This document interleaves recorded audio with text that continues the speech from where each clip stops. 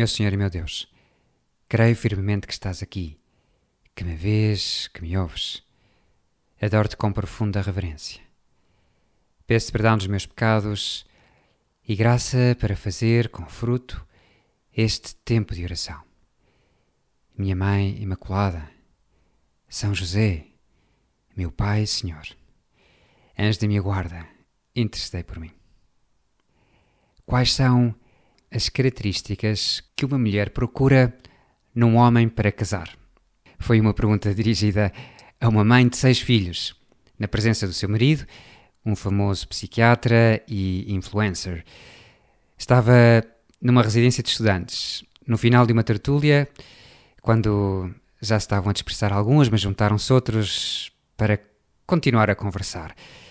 Ela não esperava e ficou um bocadinho atrapalhada e todas as pessoas presentes fizeram silêncio.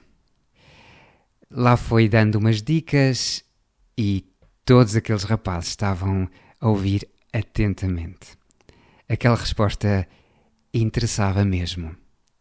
Tanto que acabámos por nos sentar.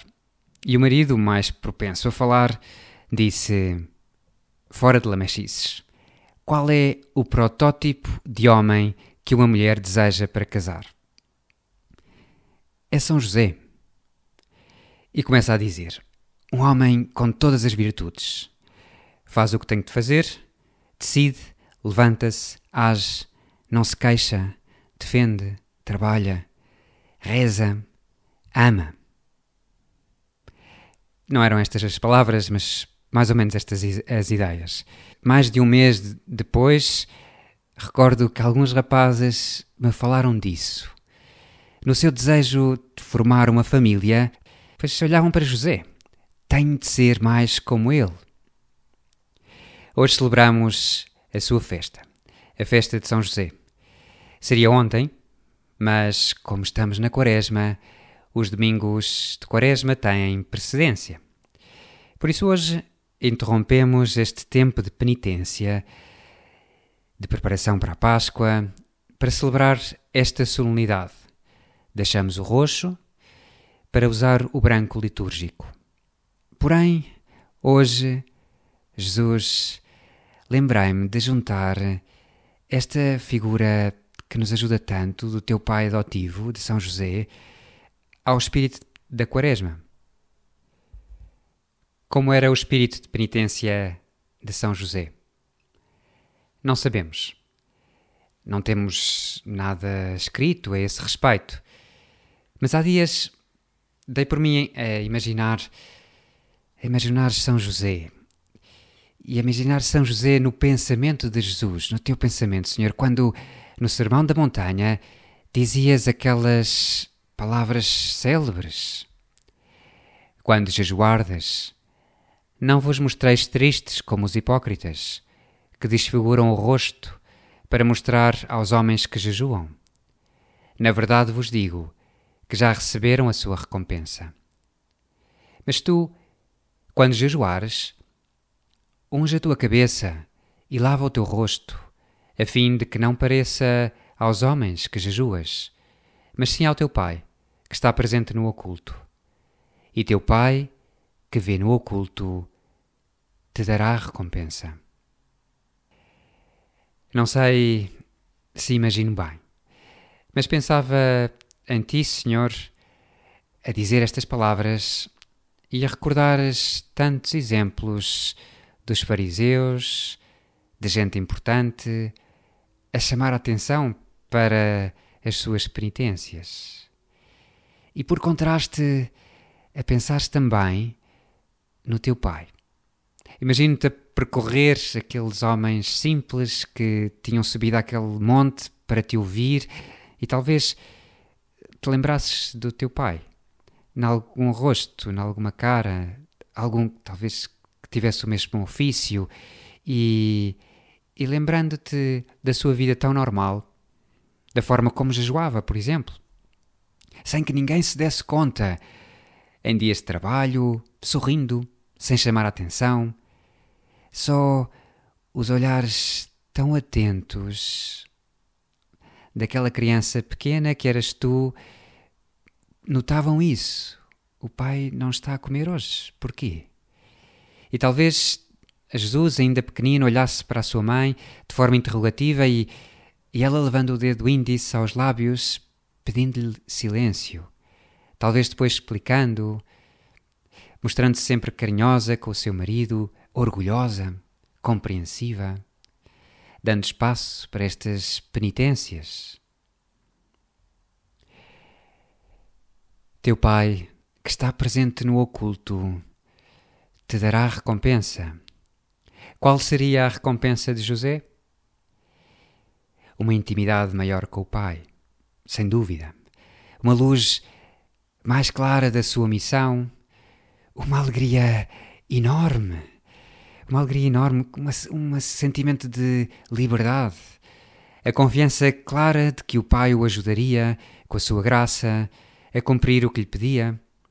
A consciência também, mais forte, mais pesada, de uma enorme responsabilidade, mas sabendo que estava ali com ele, porque essa seria a recompensa de quem se sacrificava um pouco, porque via a Deus, porque estava próximo de Deus, porque se libertava do seu eu e por isso conseguia dar-se conta dessas coisas todas sobrenaturais, da presença do Senhor, e encher-se-ia de um desejo grande de se entregar para cumprir o que o pai lhe pedia.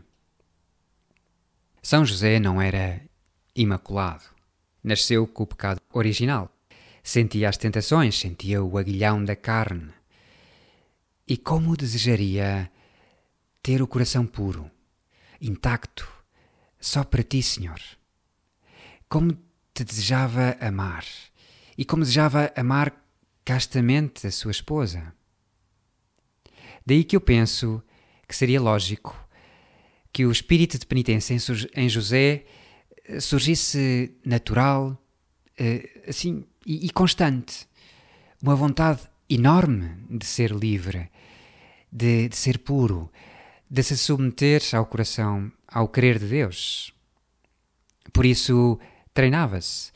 E treinava-se com coisas pequenas e que iria oferecendo ao seu Adonai, ao seu Senhor, como oração dos sentidos, um sorriso para este cliente, a pontualidade em acabar o trabalho quando Maria estava a chamar porque tinha acabado a refeição, interromper um arranjo para ir ver um telhado de alguém que estava preocupado com as chuvas, que poderia entrar água e por caridade talvez não fosse tão urgente, mas porque aquele homem estava a precisar, pois entregava-se e largava as coisas e dava-se. Atrasar um copo de água num dia de calor, pequenas coisas, mas que o treinariam para obedecer, para ser obediente. Diz-nos o prefácio, um dos prefácios para a Quaresma, que fala dos frutos do jejum. Diz-nos que pelo jejum corporal reprimis os vícios e elevais o espírito, infundis a fortaleza e dais a recompensa. Eu creio que José teria esta experiência. Sentiria estes efeitos de se elevais o espírito, infundis fortaleza, dais a recompensa, sentiria essa recompensa, essa proximidade de Deus. Sabemos que os judeus jejuavam muitas vezes e por isso José jejuaria também. Mas jejuaria unindo o coração a essa privação de alimento. E temos a certeza que sentiria os seus efeitos. Por isso teria gosto em jejuar, porque o jejum o aproximaria ainda mais do Senhor, porque o reafirmaria na sua vocação. Hoje, no 27º dia da Quaresma, pois pedimos-te, São José, que nos ajudes a viver essa mesma experiência.